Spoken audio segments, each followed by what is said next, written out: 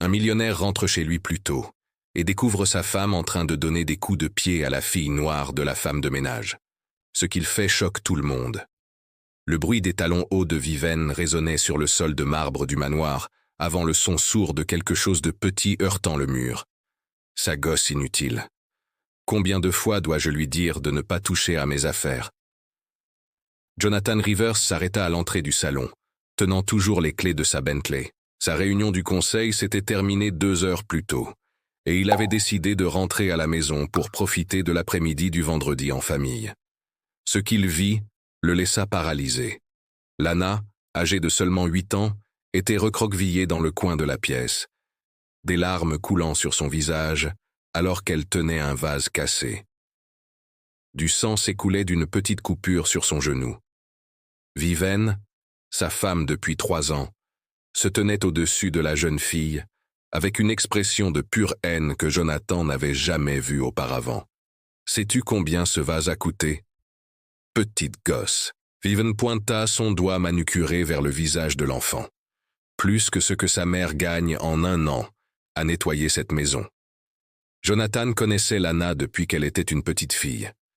Carmen, sa mère, avait travaillé comme femme de ménage dans le manoir pendant près d'1 décennie, avant même son premier mariage. La jeune fille avait toujours été polie, intelligente et curieuse. Elle venait parfois travailler avec sa mère pendant les vacances scolaires, et Jonathan appréciait toujours sa présence dans la maison. « S'il vous plaît, Madame Vivien », la petite voix de Lana tremblait. « J'essayais juste d'aider à nettoyer. Le vase m'a échappé des mains quand j'ai entendu le bruit fort de la télévision. » Menteuse. Viven leva la main comme pour gifler son enfant. C'est à ce moment-là que quelque chose se réveilla en Jonathan. Ce n'était pas seulement de la colère, c'était une clarté limpide sur qui était réellement la femme qu'il avait épousée. Pendant 3 ans, Viven avait été la femme parfaite devant lui et leurs invités. Polie, élégante, disant toujours les mots justes lors des événements mondains. Mais maintenant, pensant être seule avec un enfant sans défense, elle montrait sa vraie nature. Viven. La voix de Jonathan fendit l'air comme un couteau. Elle se retourna rapidement, son visage passant instantanément de la cruauté à un air de légère surprise. « Jonathan, mon cher, je ne t'ai pas entendu entrer. Cette fille vient de casser le vase Ming que sa mère nous a offert comme cadeau de mariage. » Jonathan observa la scène avec un regard nouveau. Lana recroquevillée, la coupure sur son genou, la posture défensive de la jeune fille. Tout indiquait que ce n'était pas un accident isolé. Ses réunions de direction lui avaient appris à lire le langage corporel, et ce qu'il vit là était la peur de quelqu'un qui avait déjà vécu cela. « Lana, » dit Jonathan doucement, ignorant complètement Viven. « Es-tu blessée ?» La jeune fille regarda nerveusement entre Jonathan et Viven avant de hocher timidement la tête. « Où est sa mère ? Elle est allée au marché acheter des produits de nettoyage pour la cuisine, » répondit Lana d'une voix presque inaudible. Jonathan s'agenouilla à la hauteur de la jeune fille, gardant ses distances pour ne pas l'effrayer davantage. « Depuis combien de temps Madame Vivien vous parle-t-elle ainsi quand je ne suis pas à la maison ?» Le silence qui suivit fut plus révélateur que toute réponse. Viven s'éclaircit la gorge avec gêne. « Jonathan, tu exagères. Ce n'était qu'un accident, et je lui expliquai qu'elle doit être plus prudente. » Mais Jonathan ne pouvait pas quitter Lana des yeux. Il y avait quelque chose dans l'expression de la jeune fille, une maturité forcée, une prudence que les enfants de 8 ans ne devraient pas avoir. C'était le regard de quelqu'un qui avait appris à anticiper le danger, à mesurer chaque mouvement, à éviter les accès de colère. « A-t-elle été dure avec elle d'autrefois ?» demanda Jonathan doucement. Lana regarda Viven, puis le sol. La peur dans ses yeux dit à Jonathan tout ce qu'il avait besoin de savoir. À ce moment-là, Jonathan Rivers, PDG d'une entreprise technologique évaluée à 500 millions de dollars, réalisa qu'il avait été complètement trompé pendant 3 ans. Plus important encore, il réalisa qu'une enfant avait subi des abus dans sa propre maison pendant qu'il travaillait à bâtir un empire. L'expression sur le visage de Viven changea subtilement quand elle remarqua que Jonathan n'acceptait pas sa version des événements. Pendant une seconde, le même regard cruel qu'elle avait dirigé vers Lana apparut dans ses yeux, avant d'être rapidement remplacé par un masque d'innocence blessé. Mais Jonathan l'avait vu, et maintenant qu'il connaissait le genre de personne qu'il avait vraiment fait entrer chez lui, certains souvenirs commencèrent à s'assembler de manière troublante. Les jours où Carmen semblait trop tendue, les fois où Lana était trop silencieuse quand Viven était là, les commentaires apparemment innocents sur l'éducation appropriée des enfants des employés. Si vous vous demandez comment un homme intelligent a pu être trompé si longtemps, assurez-vous de vous abonner à la chaîne pour découvrir jusqu'où peut aller la capacité d'une personne à manipuler ceux qui lui font confiance. Et surtout pour voir ce qui se passe lorsque ce masque tombe enfin. Jonathan, tu dramatises. Viven s'exprima théâtralement, ajustant ses cheveux blonds platine avec des gestes féminins calculés. Elle a cassé une pièce inestimable. Quelqu'un doit enseigner la responsabilité à ses enfants. Sinon, ils grandiront en pensant qu'ils peuvent faire tout ce qu'ils veulent. Jonathan remarqua comment elle prononçait le mot « enfant » avec un dédain particulier qu'il n'avait jamais remarqué auparavant. 3 ans de mariage, et ce n'est que maintenant qu'il remarquait les petits signes qu'il avait complètement ignorés. « Lana », dit Jonathan doucement, ignorant le regard furieux de Viven. « Peux-tu me dire exactement ce qui s'est passé ?» La jeune fille regarda nerveusement entre les deux adultes. J'aidais à nettoyer le salon comme je le fais toujours quand je viens avec maman. J'ai entendu un bruit très fort venant de la télévision et j'ai eu peur. Quand je me suis retourné rapidement, mon coude a heurté le vase. Son mensonge. Viven l'interrompit brusquement. Je l'ai vu jouer avec le vase, faisant semblant que c'était un microphone. Ces enfants n'ont aucune idée de la valeur des choses. Jonathan s'agenouilla à la hauteur de Lana. Quel genre de bruit as-tu entendu à la télévision? C'était une dame qui criait très fort après une petite fille à l'écran. La dame a dit des choses très méchantes à la fille. Comme Lana s'arrêta, regardant Vivien avec une peur évidente. « Comme quoi, ma chérie ?» demanda Jonathan doucement comme « Madame Viven me parle quand maman sort pour acheter des choses. » La réponse sortit dans un murmure presque inaudible. Jonathan sentit un frisson parcourir sa colonne vertébrale. « Depuis combien de temps cela dure-t-il, Lana ?» Viven s'éclaircit bruyamment la gorge. « Jonathan, c'est ridicule. Vas-tu croire les fantasmes d'une enfant gâtée ?» Elle essaie clairement de détourner l'attention de ce qu'elle a fait. Mais Jonathan garda son attention sur Lana. « Peux-tu me dire d'autres fois où cela s'est produit ?» La jeune fille baissa les yeux. « Madame Vivien a dit que si je le disais à quelqu'un, maman perdrait son travail et nous n'aurions pas d'argent pour la nourriture. Elle a dit que des gens comme nous devraient être reconnaissants d'être ici et ne pas causer de problèmes. » Jonathan sentit la colère monter en lui, mais il garda sa voix calme. Les gens comme les pauvres. Et Lana hésita, touchant sa propre peau foncée. « Vas-y », l'encouragea Jonathan. « Les gens de notre couleur. Madame Vivien a dit que je devais toujours me souvenir de sa place parce que les filles, comme elle, ne peuvent pas se permettre de casser les affaires des personnes importantes. » Le silence qui suivit fut perçant. Jonathan regarda Viven, qui avait complètement perdu l'expression douce qu'elle gardait toujours devant lui.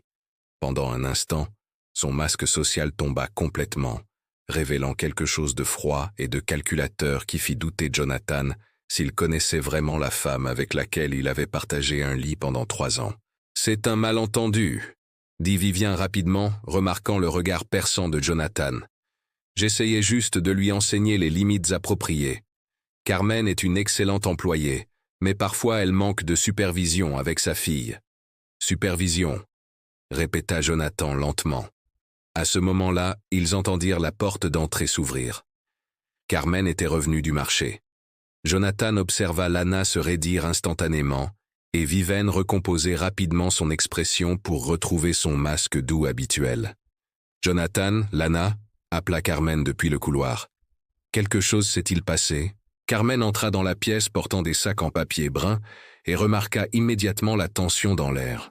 Ses yeux se posèrent directement sur le genou contusionné de sa fille, puis sur la porcelaine cassée par terre et enfin sur l'expression glaciale de Viven. Jonathan vit quelque chose chez Carmen qu'il n'avait jamais remarqué auparavant. La même peur contrôlée qu'il voyait dans les yeux de Lana. Comment avait-il pu être si aveugle si longtemps?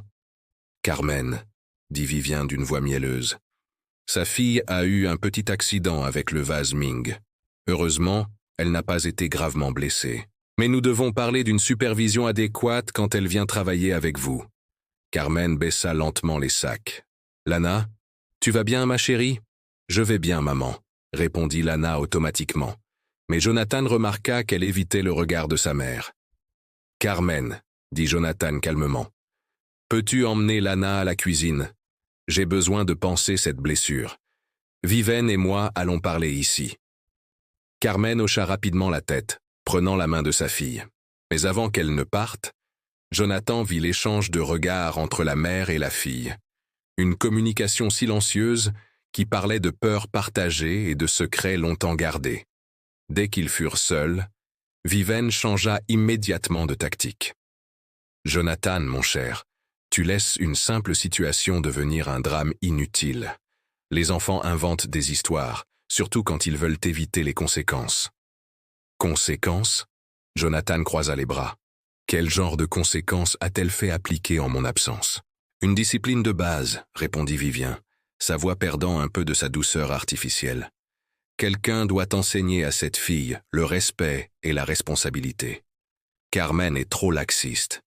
Et tu as estimé que c'était ta responsabilité de le faire. Viven le regarda comme s'il était un enfant posant une question évidente. Jonathan, je suis la maîtresse de cette maison. C'est son devoir de maintenir l'ordre et des standards appropriés, surtout avec les enfants des domestiques. La façon dont elle a dit enfant des employés a révélé une hiérarchie sociale que Jonathan n'avait jamais réalisé qu'elle maintenait. Il commença à se demander combien d'autres choses il avait manqué au cours des 3 dernières années. « Quels standards appropriés ?» demanda-t-il. « Le respect de la propriété, la connaissance des limites sociales appropriées, la gratitude pour la générosité qu'ils reçoivent en étant autorisés ici. » Viven fit un geste autour du manoir comme si c'était évident. Jonathan ressentit une clarté troublante s'installer. Viven Lana a 8 ans, exactement l'âge idéal pour apprendre les hiérarchies sociales. Si elle apprend jeune, elle sera un adulte mieux adapté aux réalités du monde. Réalité. Jonathan pouvait à peine croire ce qu'il entendait. Jonathan, sois réaliste, soupira Vivien avec impatience. Carmen est une femme de ménage. Lana suivra probablement le même chemin. Il est cruel de donner des espoirs irréalistes à des personnes dans certaines positions sociales. Je la prépare simplement à la vraie vie. C'est à ce moment-là que Jonathan réalisa qu'il n'avait pas épousé Vivien. Il avait épousé une performance soigneusement construite. La femme qui se tenait devant lui maintenant, parlant de hiérarchie sociale et de position appropriée pour une enfant de 8 ans, était une complète étrangère. « Et si je ne suis pas d'accord avec son approche ?» demanda-t-il. Viviane rit. Un son froid que Jonathan n'avait jamais entendu auparavant. « Jonathan, tu travailles 14 heures par jour à construire ton empire. Penses-tu vraiment avoir le temps ou les connaissances pour remettre en question la façon dont je gère notre maison ?» Jonathan étudia le visage de sa femme. « Notre maison. Eh bien, je gère tous les aspects domestiques depuis 3 ans.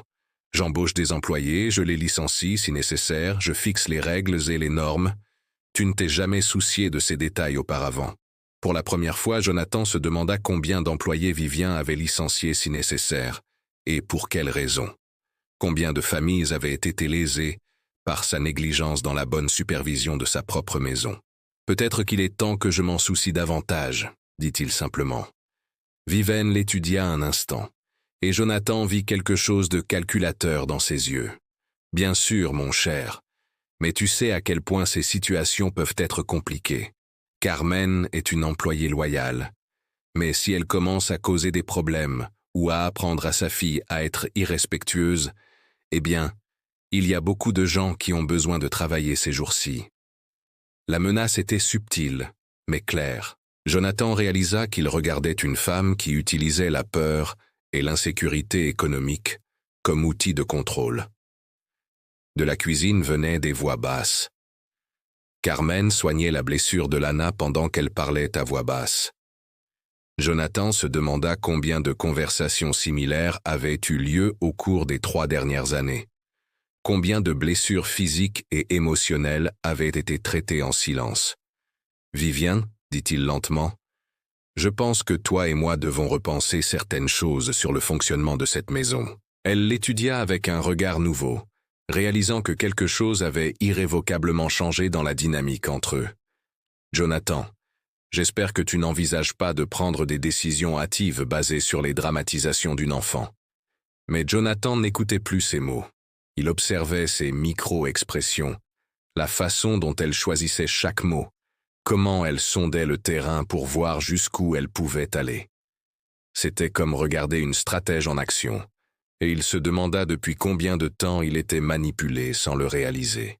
Pendant 3 ans, alors qu'il bâtissait son entreprise et accumulait des richesses, une enfant de 8 ans avait été systématiquement brisée dans sa propre maison. Et la femme responsable de cela calculait maintenant comment contourner sa découverte, sous-estimant complètement sa capacité à réagir. Ce que Vivienne ignorait, c'est que Jonathan Rivers n'était pas devenu millionnaire à 35 ans en étant passif ou naïf. Et elle était sur le point de découvrir que certaines tempêtes, une fois réveillées, balayent tout sur leur passage. Dans la cuisine, Jonathan trouva Carmen nettoyant soigneusement le genou coupé de Lana, avec une douceur qui contrastait fortement avec la brutalité émotionnelle que la jeune fille avait subie quelques minutes auparavant. La conversation entre la mère et la fille se déroula à voix basse, empreinte de peur et de résignation. « Carmen, » dit Jonathan doucement, les faisant toutes deux sursauter. « Pouvons-nous parler ?» Carmen se raidit visiblement. 28 ans de nettoyage dans les maisons de familles riches lui avaient appris que des conversations comme celle-ci se terminaient rarement bien pour des gens comme elle. « Bien sûr, monsieur Jonathan, si j'ai fait quelque chose de mal. »« Vous n'avez rien fait de mal, » l'interrompit Jonathan. « Mais j'ai besoin de comprendre ce qui s'est passé ici quand je ne suis pas à la maison. » Lana attrapa la main de sa mère, ses grands yeux fixés sur le visage de Jonathan. Carmen regarda nerveusement vers la pièce où Vivien restait, calculant clairement les risques de dire la vérité versus le danger de mentir. « Madame, Viviane a ses façons spécifiques de maintenir l'ordre dans la maison, » dit Carmen avec précaution, choisissant chaque mot comme si elle marchait sur un champ de mine. « Quelle sorte de façon ?» Carmen échangea un regard avec Lana. Ce fut la jeune fille qui parla, sa voix petite mais déterminée. « Monsieur Jonathan, puis-je vous dire la vérité ?» Même si Madame Vivien se fâche beaucoup, Jonathan s'agenouilla à la hauteur de Lana. « Tu peux toujours dire la vérité, et je te promets que rien de mal n'arrivera à toi ou à ta mère à cause de cela. Madame Vivien a dit que les enfants comme moi doivent connaître notre place. » Commença Lana lentement. Elle a dit qu'il est très généreux de sa part de laisser maman faire venir une fille canoire, défectueuse, dans sa belle maison, et que si je ne me comportais pas correctement, il nous renverrait sans référence. Jonathan sentit sa mâchoire se serrer. A-t-elle utilisé ces mots exacts? Elle parle toujours de la façon dont les gens de notre couleur devraient être reconnaissants des opportunités que les personnes importantes nous donnent, murmura Carmen, trouvant enfin le courage de parler, et que des enfants comme Lana doivent comprendre qu'ils n'auront jamais les mêmes chances que les enfants blancs riches. Il est donc préférable d'apprendre l'humilité dès le plus jeune âge. Maman a pleuré hier soir, ajouta Lana. Madame Viven a dit qu'elle allait inventer une histoire selon laquelle maman volait des bijoux si nous causions des problèmes. Elle nous a montré un bracelet qu'elle a dit qu'elle allait cacher dans notre sac. Jonathan sentit quelque chose de froid lui parcourir la colonne vertébrale. Carmen, depuis combien de temps cela dure-t-il? Depuis le 1er mois après son mariage, admit Carmen, des larmes commençant à couler sur son visage. Mais monsieur Jonathan, nous avons besoin de ce travail. Il n'y a que moi et Lana, et sans référence, Jonathan comprit le piège parfait que Vivien avait construit. Carmen était prise entre accepter les abus ou risquer la ruine financière complète, et Vivien savait exactement comment exploiter cette vulnérabilité. Carmen, je veux que tu saches que son travail est assuré, quoi qu'il arrive avec Vivien, dit Jonathan fermement. Et je veux documenter tout ce que tu m'as dit. Serais-tu prête à le faire? Avant que Carmen ne puisse répondre, la voix de Vivien résonna du salon. Jonathan, mon chéri, où es-tu? Nous devons régler cette situation rapidement. J'ai un engagement social dans 1 heure. Jonathan remarqua comment Lana se recroquevilla instinctivement en entendant la voix de Viven, et comment Carmen adopta automatiquement une posture soumise. 3 ans de conditionnement psychologique avaient transformé sa maison en prison pour cette famille. « Restez ici, » dit Jonathan. « Je vais chercher quelque chose dans mon bureau et ensuite nous reparlerons. » Dans son bureau, Jonathan ouvrit son ordinateur portable et commença à taper rapidement. En tant que PDG, il avait traité de multiples cas de harcèlement et de discrimination dans son entreprise, et il savait exactement quel genre de documentation serait nécessaire. Mais d'abord, il avait besoin d'aide professionnelle. Il appela Diana Rodriguez, une avocate spécialisée dans les droits civiques qu'il avait rencontrée lors d'événements de réseautage. C'était vendredi à 17h ans, mais Diana répondit au 2e coup. « Jonathan, quelle surprise! Comment puis-je vous aider? » « Diana, j'ai besoin de son aide pour quelque chose de très grave.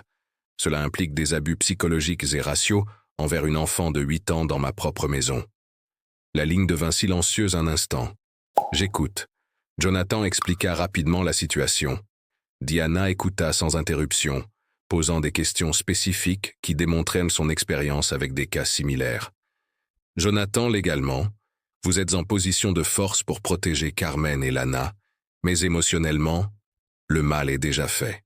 Nous devons agir rapidement et de manière exhaustive, » dit Diana. « Puis-je être là dans 40 minutes? Cela devrait être possible.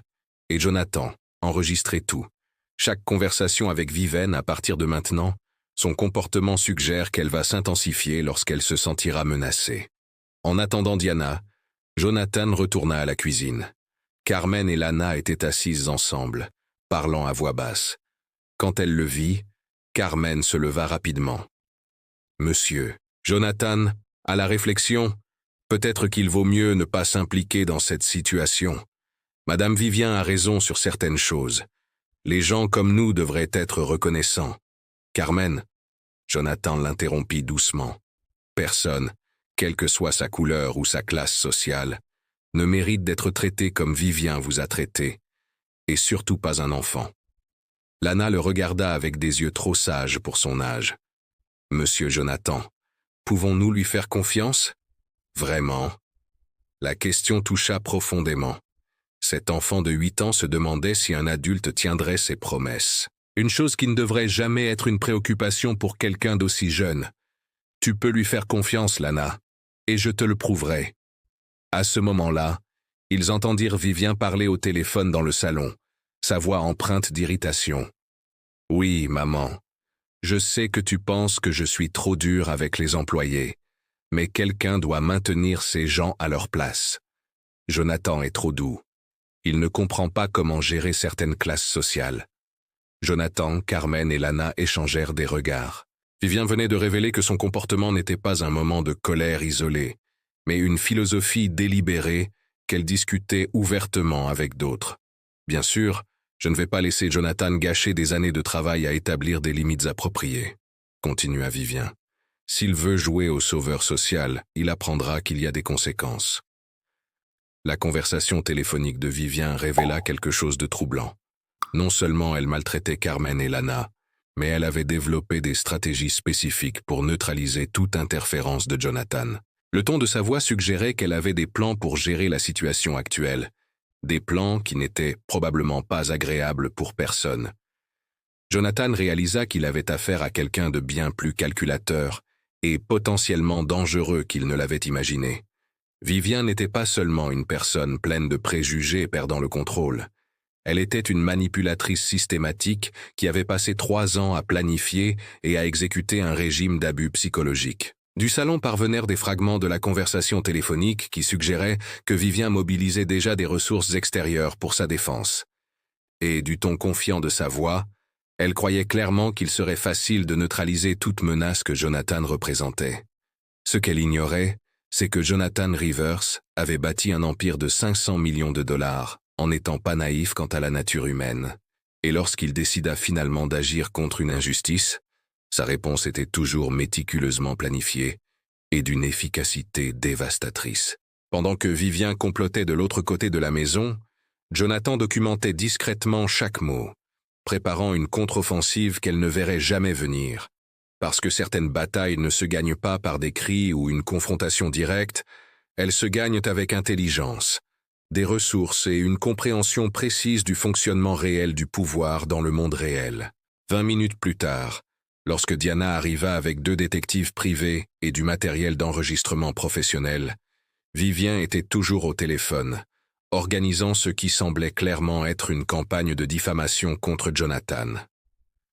Sa voix résonnait dans la maison avec une confiance qui était sur le point de se transformer en cauchemar.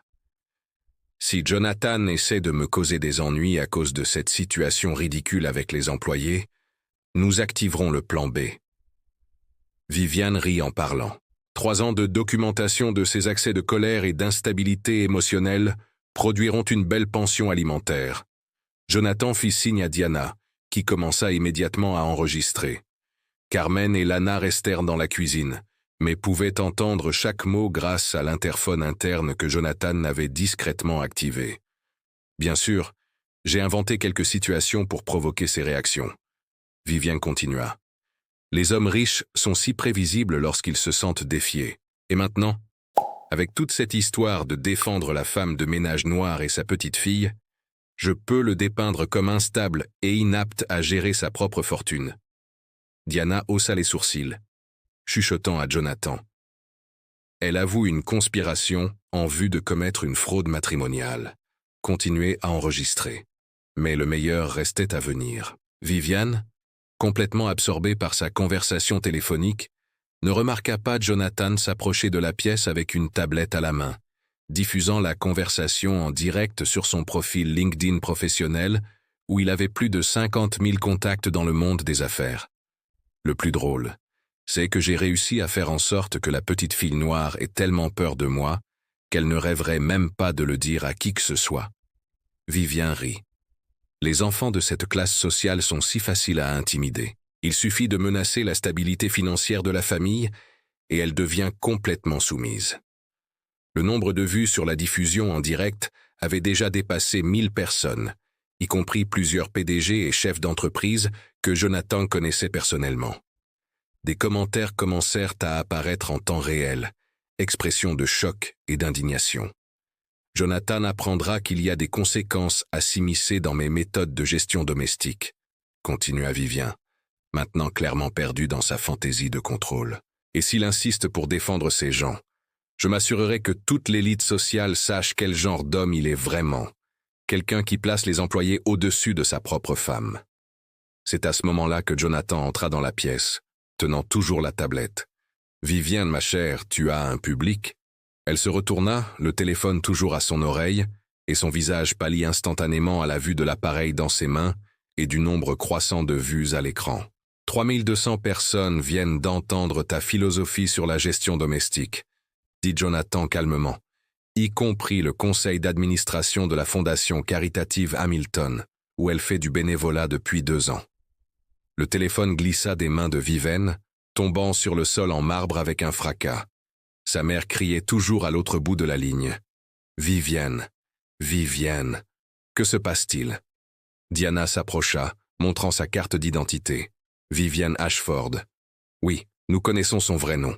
Elle est officiellement informée d'une enquête pour abus psychologiques, intimidation basée sur la discrimination raciale et conspiration en vue de commettre une fraude matrimoniale. C'est un malentendu, bégaya Vivien, essayant de retrouver son calme. Vous sortez ces paroles de leur contexte. Jonathan rit amèrement. Vivien, tu viens d'expliquer en direct à des milliers de personnes comment tu as torturé psychologiquement une enfant de 8 ans pendant 3 ans en utilisant sa couleur de peau et sa situation économique comme outil d'intimidation. À ce moment-là, Carmen entra dans la pièce, tenant Lana par la main. La jeune fille regarda directement Vivien, et pour la première fois en 3 ans, il n'y avait plus de peur dans ses yeux. « Mademoiselle Vivien » dit Lana d'une voix étonnamment ferme. « Monsieur, Jonathan m'a appris que les personnes qui font du mal aux enfants sont appelées des tyrans et que les tyrans ne sont forts que lorsque personne ne les regarde. » Vivien tenta une dernière manœuvre. « Jonathan, vas-tu détruire notre vie à cause d'une employée? Réfléchis à ce que tu fais. » Je réfléchis, Vivien. Je réfléchis qu'en 3 ans, tu as bâti un régime de terreur psychologique dans ma propre maison en utilisant une enfant comme victime. Jonathan s'approcha d'elle, sa voix contrôlée mais implacable. Je réfléchis que tu as gravement sous-estimé ma capacité à découvrir la vérité et les conséquences de tes actions. La tablette affichait maintenant plus de 7000 vues et les notifications continuaient d'arriver. Des messages d'indignation, des expressions de soutien pour Jonathan et plusieurs contacts professionnels rompant leurs liens avec toute institution que Viviane représentait. Ses services bénévoles à la Fondation Hamilton ont été annulés, l'informa Diana, lisant depuis son téléphone.